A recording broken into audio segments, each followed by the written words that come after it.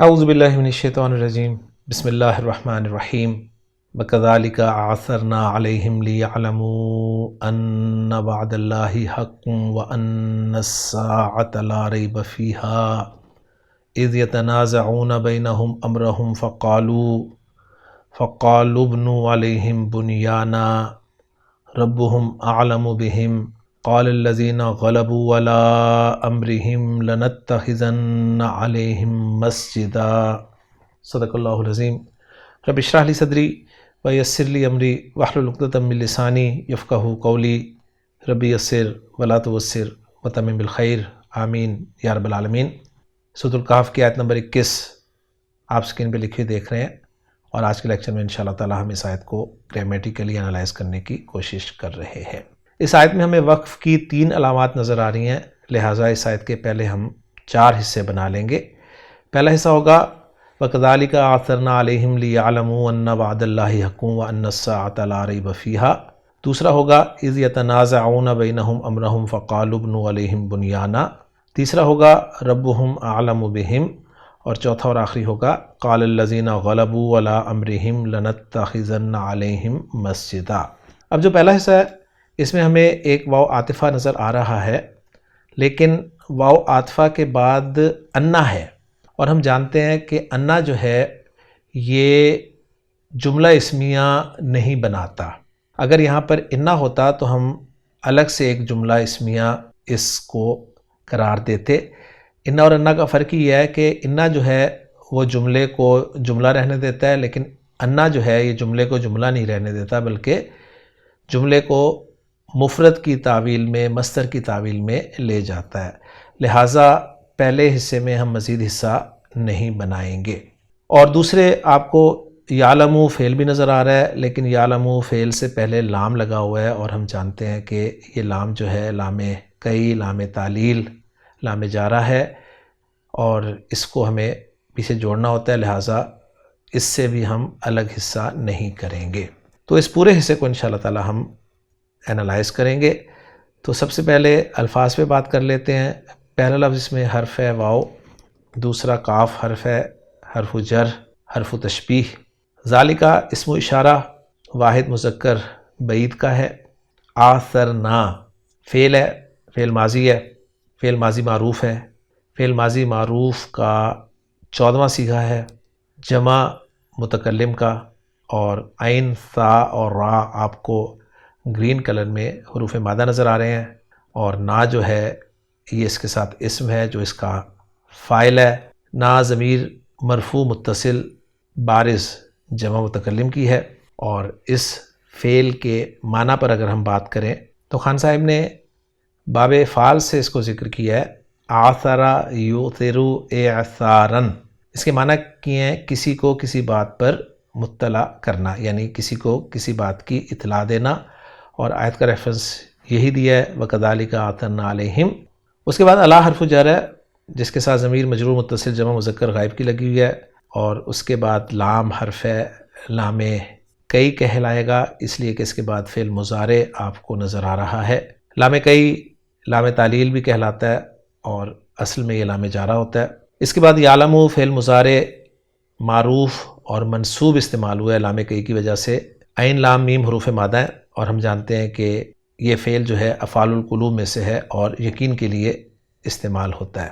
جمع مذکر غائب کا صیغہ ہے، واو ضمیر مرفوع متصل، اس کے ساتھ اسم جو ہے وہ اس کا فاعل ہے۔ انا حرف از حروف مشبہ بالفعل ہے۔ وعد اردو میں وعدے کے لیے لفظ استعمال ہوتا ہے، اسم ہے، منصوب ہے اور واحد ہے، ویسے تو مصدر ہے یہ، اور مضاف الی المعرفہ کی حیثیت سے معرفہ ہے۔ اس میں جلالہ آگے آپ کو مجرور نظر آ رہا ہے۔ حق کا لفظ نکرہ ہے، تنوین کے ساتھ آپ دیکھ رہے ہیں اسے، واحد ہے، مذکر ہے اور مرفوع ہے۔ اگلا لفظ واو ہے، حرف ہے انا، پھر ایک مرتبہ آ گیا الساعۃ، واحد مؤنث منصوب اور معرفہ لفظ ہے، گھڑی کے لیے استعمال ہوتا ہے یہ، اور یہاں پر الساعہ سے مراد قیامت کی گھڑی ہے۔ لا جو ہے یہ لا نفی جنس ہے، اس لیے کہ اس کے بعد جو اسم آپ کو نظر آ رہا ہے وہ نکرہ ہے، منصوب ہے اور تنوین کے بغیر ہے۔ ریبہ اسم ہے، شک کے معنی میں استعمال ہوتا ہے، اور لا نفی جنس کے بعد جو اسم مفرد ہوتا ہے نا وہ گرامر والوں کے نزدیک مبنی ہوتا ہے مبنی بر فتحہ اگر وہ واحد اسم ہے تو۔ آگے فی حرف جر ہے جس کے ساتھ ضمیر مجرور متصل واحد مؤنث غائب کی لگی ہوئی ہے۔ یوں پہلے سے کہ تمام الفاظ پہ الحمدللہ بات مکمل ہو چکی ہے۔ اب ہم کچھ الفاظ کو جوڑ کر جو ہے وہ استعمال کرتے ہیں۔ واو حرف ہے، استنافیہ ہے، الگ سے جملہ بن رہا ہے۔ کذالکہ کو میں نے آپ کے سامنے پلس سمبل کے ساتھ اکٹھا کر دیا ہے کہ یہ ایک ہی لفظ کے طور پر استعمال ہوگا، اور اس کے بارے میں ہم جان چکے ہیں کہ جب یہ جملے کے شروع میں آتا ہے تو آگے آنے والے فعل کے لیے قائم مقام مفعول مطلق بنتا ہے، کیونکہ اصل مفعول مطلق جو ہے وہ ہڈن ہوتا ہے اور یہ اس کی صفت بن رہا ہوتا ہے۔ آثرنا فعل بفاعل ہے، علیہم جار مجرور، یہ متعلق ہو جائے گا آثرنا فعل کے۔ یہاں تک اگر ہم ترجمہ کرنا چاہیں تو کچھ یوں ہوگا، اور اسی طرح ہم نے اطلاع کر دی ان کی، اچھا ان کو اطلاع نہیں کی، ذہن میں رکھیے گا، ان کی اطلاع کر دی۔ کن کو اطلاع کر دی؟ ظاہر بات ہے وہاں کے لوگوں کو اطلاع کر دی، یہ مراد ہے۔ آگے وجہ بیان کی جا رہی ہے لیعلموا، لام کئی ہم جانتے ہیں کہ اس کے بعد ایک ان جو ہے وہ پوشیدہ ہوتا ہے، لہٰذا وہ آپ کو بالکل لائٹ سے کلر میں نظر آ رہا ہے، اور وہی ان فعل مضارع کو منصوب کرتا ہے۔ یعلموا فعل مضارع منصوب ہے، اور یہ منصوب کس طرح ہے؟ اس کا نون ڈراپ ہوا ہوا ہے، نون اعرابی گرا ہوا ہے۔ یعلموا فعل و فاعل ہے، اور یہ فعل اپنے فاعل سے مل کے جملہ فعلیہ ہو کر صلۃ الموصول حرفی بن رہا ہے ان مصدریہ محذوف کے لیے، اور وہ ان مصدریہ محذوف اپنے صلۃ الموصول حرفی سے مل کر محلاً مجرور ہو رہا ہے لام تعلیل کے لیے، لام جارہ کے لیے، اور لام جارہ اپنے مجرور سے مل کر متعلق ہو رہا ہے آثرنا فعل کے۔ یہ حصہ بتا رہا ہے تاکہ وہ جان لیں، یعنی تاکہ انہیں یقین ہو جائے۔ اب چونکہ یہ افعال القلوب میں سے ہے اور یقین کے لیے استعمال ہوتا ہے، ترجمہ ہم اس طرح کر سکتے ہیں تاکہ انہیں یقین ہو جائے۔ کس بات کا یقین ہو جائے؟ کیا جان جائیں وہ؟ ہم جانتے ہیں کہ افعال القلوب دو مفعول ڈیمانڈ کرتا ہے، تو آگے جو مفعول آ رہا ہے وہ ہے انا وعد اللہ حق۔ انا حرف حروف مشبہ بالفعل جب بھی آئے گا ایک اسم ڈیمانڈ کرے گا، ایک خبر ڈیمانڈ کرے گا، تو وعد اللہ مضاف مضاف الیہ ہو کر انا کا اسم ہے، اور حقن جو ہے یہ انا کی خبر ہے، اور پھر انا اپنے اسم اور خبر سے مل کر مفرد کی تعویل میں ہو کر مصدر کی تعویل میں ہو کر قائم مقام دو مفعولوں کے استعمال ہو رہا ہے یعلموا فعل کے لیے۔ کیا جان لیں وہ؟ بے شک اللہ کا وعدہ حق ہے۔ واو عاطفہ ہے، ان الساعۃ لا ریب فیہا کو اب میں انالائز کرنے لگا ہوں۔ انا اسی طرح حرف ظروف مشبہ بالفعل، الساعۃ اسم انا، اور خبر انا کی جگہ پر ایک جملہ اسمی آ رہا ہے جو کہ ہے لا ریب فیہا، کیونکہ لا نفی جنس جو ہے یہ بھی جملہ اسمیہ پر ہی داخل ہوتا ہے، مبتدا خبر پہ داخل ہوتا ہے، تو ریبہ لا نفی جنس کا اسم ہے اور فیہا جو ہے خبر ہے۔ لا نفی جنس اپنے اسم اور خبر سے مل کر جملہ اسمیہ ہو کر محلاً مرفوع خبر بن رہا ہے انا کی، اور پھر انا اپنے اسم اور خبر سے مل کر مفرد کی تعویل میں ہو کر مصدر کی تعویل میں ہو کر محلاً منصوب عطف ہو رہا ہے انا وعد اللہ حق پر۔ گویا انا وعد اللہ حق معطوف علیہ ہے، اور ان الساعۃ لا ریب فیہا معطوف ہے، اور پھر معطوف علیہ اپنے معطوف سے مل کر ہم یعلموا فعل کے لیے قائم مقام دو مفعولوں کے بنا سکتے ہیں۔ اور اس حصے کا ترجمہ کروں تو کچھ یوں ہوگا، اور بے شک قیامت لا ریب فیہا ہے، یعنی قیامت اس کے آنے میں کسی قسم کا شک نہیں ہے۔ تو الحمدللہ جی میں نے پہلا حصہ جو ہے آپ کے ساتھ شیئر کر دیا ہے گرامیٹیکلی انالائز کر کے۔ اب ہم چلتے ہیں دوسرے حصے کی طرف، وہ ہے اذ یتنازعون بینہم امرہم فقالوا ابنوا علیہم بنیانا۔ اس حصے میں ہمیں ایک فا نظر آ رہی ہے، لہٰذا دو حصے ہم کر دیں گے اس حصے کے۔ پہلا ہوگا اذ یتنازعون بینہم امرہم، اور دوسرا ہوگا فقالوا ابنوا علیہم بنیانا۔ اب جو پہلا حصہ ہے اذ یتنازعون بینہم امرہم، اس کے الفاظ سے بات کریں گے۔ یہاں پر اذ جو ہے وہ ظرف ہے، مبنی اسم ہے۔ یتنازعون فعل مضارع معروف مرفوع ہے، اس لیے کہ اس کا نون قائم ہے۔ نون زا عین حروف مادہ آپ کو نظر آ رہے ہیں۔ واو فاعل ہے، ضمیر مرفوع متصل، اور یہ باب جو ہے وہ ہے باب تفاعل۔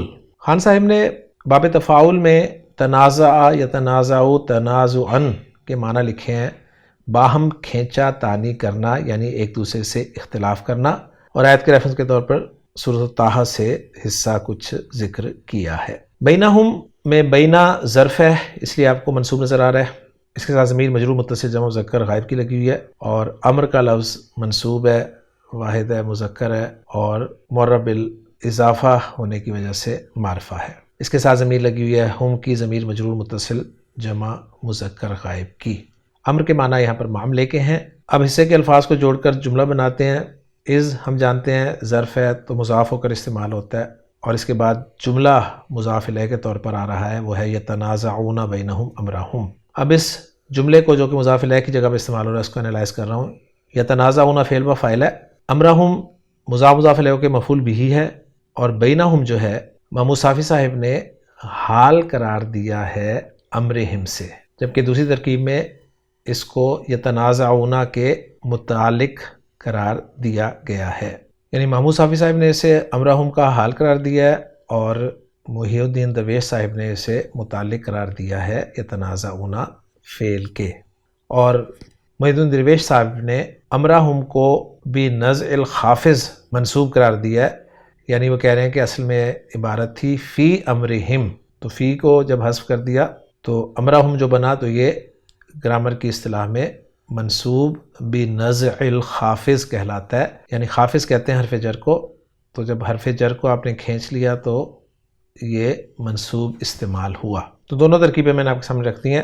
بہرحال یہ جملہ جو ہے یتنازعون بینہم امرہم، یہ جملہ فعلیہ محلاً مجرور مضاف الیہ بن جائے گا اس ظرف کے لیے، اور اس ظرف اپنے مجرور سے مل کر متعلق قرار دیا گیا ہے آثرنا فعل کے۔ درویش صاحب نے ایسے ترکیب کی ہے، محمود صافی صاحب نے بھی ایسے ہی ترکیب کیا، انہوں نے بھی اسے آثرنا فعل کے متعلق قرار دیا ہے، جبکہ دوسری رائے انہوں نے دی ہے کہ یہ یعلمو کے متعلق بھی ہو سکتا ہے۔ ترجمہ کرنا چاہیں اس حصے کا تو کچھ یوں ہوگا کہ جب وہ ان کے معاملے میں، اب یہ دیکھیں نا فی امرہم کا ترجمہ ہم کریں گے کہ ان کے معاملے میں ایک دوسرے سے جھگڑ رہے تھے۔ اگلا حصہ جو ہے وہ ہے فَقَالُوا بْنُوا عَلَيْهِمْ بُنْيَانًا، اس کے الفاظ سے بات کرتے ہیں۔ فا حرف ہے، قالو فعل ماضی معروف جمع مذکر غائب کا صیغہ ہے، واو ضمیر مرفوع متصل اس کا فاعل ہے، ابنو یہ فعل امر ہے، فعل امر کو بھی اسی طرح ٹریٹ کیا جاتا ہے جس طرح فعل مضارع کو ٹریٹ کیا جاتا ہے، کیونکہ فعل مضارع سے ہی بنتا ہے یہ، تو واو ضمیر مرفوع متصل اس کا فاعل ہے۔ با نون اور یا اس کے حروف مادہ ہیں، باب ضرب یضرب سے استعمال ہوتا ہے، بنا یا یبنی یو تبدیلی کے بعد بن جاتا ہے بنا یبنی، اور معنی اس کے ہوتے ہیں بنانا تعمیر کرنا۔ خان صاحب نے یہی معنی لکھے ہیں، اور فعل امر جو ہے وہ بنتا ہے ابنی، جمع کا صیغہ جو ہے وہ ہے ابنی یو، ناقص کے قواعد اپلائی ہوں گے تو یو میں سے یا کو ڈراپ کر دیں گے اور پیچھے واو کے مطابق حرکت پیش لگا دیں گے تو بن جائے گا ابنو، اور حمزہ چونکہ حمزۃ الوصل ہے لہٰذا پیچھے سے ملاتے ہوئے الف کی صورت میں لکھا ہوا آپ کو نظر آ رہا ہے۔ علیہم اس میں علی حرف جر ہے، جس کے ساتھ ضمیر مجرور متصل جمع مذکر غائب کی لگی ہے، اور آخری لفظ اس حصے کا ہے وہ ہے بنیانن۔ بنیانن جو ہے یہ فولان کے وزن پہ مبالغے کا صیغہ ہے، بہت زیادہ بنا ہوا، اس کا ترجمہ خان صاحب نے لکھا ہے اور ترجمہ کیا اس کا عمارت، اور آیت کا ریفرنس یہی دیا ہے۔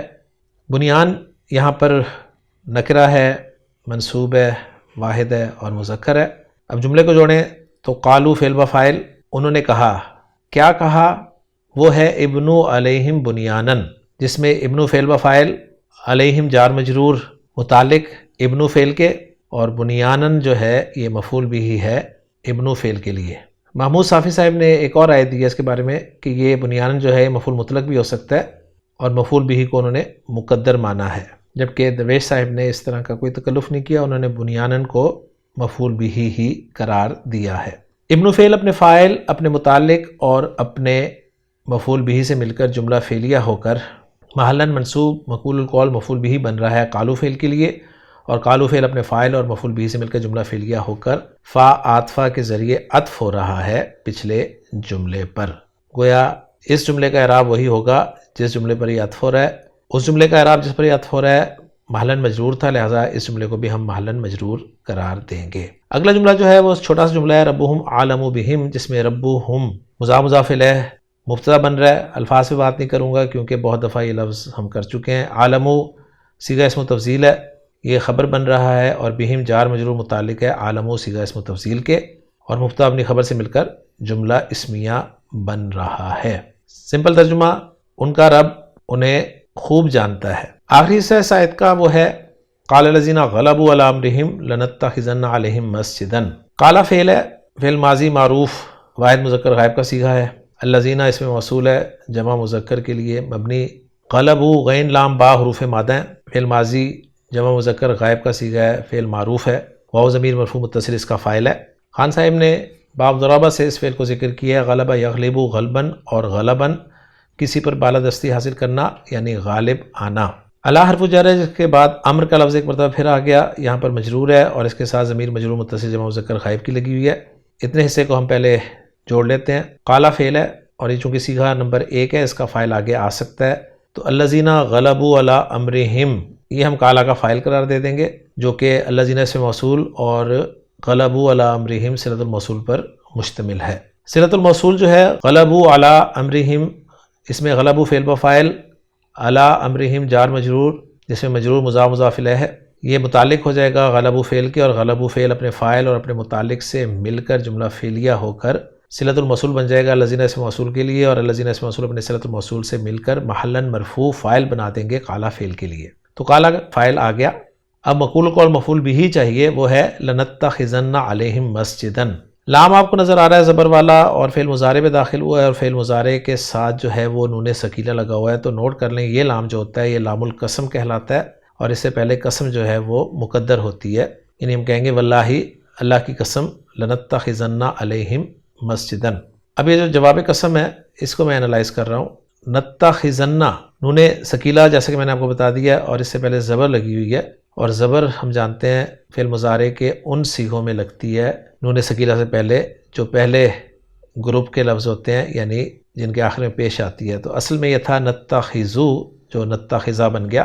نتخذا فعل مضارع معروف جمع متکلم کا صیغہ ہے، اور اس میں جو نحنو کی ضمیر ہے، ضمیر مرفوع متصل مستتر، وہ اس کا فاعل ہے۔ علیہم جار مجرور ہے۔ محمود صافی صاحب نے نتخذو جو فعل ہے اس کے چونکہ 2 مفعول آتے ہیں، تو اس کو جو دوسرا مفعول ہے اس کے متعلق قرار دیا ہے، اور دوسری رائے دی ہے کہ یا یہ متعلق ہو سکتا ہے نتخذن کے ہی اس وقت جب نتخذن جو ہے نقیمن کے معنی میں ہو، یعنی قائم کرنا کے معنی میں ہو، کھڑا کرنا کے معنی میں ہو۔ محی الدین درویش صاحب نے علیہم کو مسجدن مفعول بھی کے لیے حال قرار دیا ہے۔ تو اس طرح مختلف علماء کی آراء ہمارے سامنے آ جاتی ہیں، اور آپ جانتے ہیں کہ ترکیب کرتے ہوئے ایک سے زائد آراء جو ہیں وہ پاسبل ہو سکتی ہیں جبکہ معنی میں کوئی فرق نہ پڑے۔ یوں نتخذن فعل اپنے فاعل اپنے مفعول بھی سے مل کر جملہ فعلیہ ہو کر جواب قسم بن جائے گا قسم مقدر کے لیے، اور ترجمہ کریں گے ہم۔ کہا ان لوگوں نے جو ان کے معاملے پر غالب ہوئے، کیا کہا کہ ہم تو ضرور ان پر ایک مسجد بنائیں گے۔ ان پر ایک مسجد بنانے سے مراد یہ ہے کہ علی کہفہم، یعنی ان کی غار پر ایک مسجد بنائیں گے۔ تو گویا یہاں پر علیہم میں ہم سے پہلے کہف جو لفظ ہے وہ مضاف محذوف مانا جا سکتا ہے۔ تو الحمدللہ جی ہماری ورکنگ مکمل ہو گئی ہے۔ اب ذرا محمود صافی صاحب کی ورکنگ کے ساتھ میچ کر لیتے ہیں اپنی ورکنگ کو۔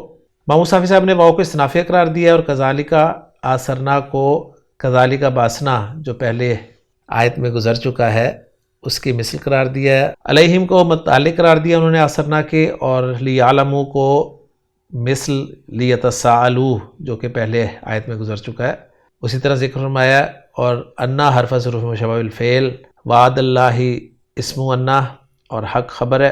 واو کو عطفہ قرار دیا ہے، ان ساعتہ مثل انا وعدہ، لا نافیہ للجنس، ریبہ اسم لا مبنی علی الفتح فی محل نصب، فی حرف جر ہا مجرور، یہ متعلق بھی خبر لا ہے، اس ظرف ہے متعلق آثرنا فعل کے، اور یہ تنازعنا مضارع مرفوع، واو اس کا فاعل ہے، بینہم ظرف منصوب متعلق بحال من امرہم، اور مصدر معول جو ہے ان یعلموا فی محل جر باللام متعلق بھی آثرنا، اور مصدر معول ان وعد اللہ یکن فی محل نصب صدہ مسدہ مفعولی یعلموا، اور مصدر معول ان ساعتہ فی محل جر معطوف علی المصدر المعول ان وعد اللہ حقن۔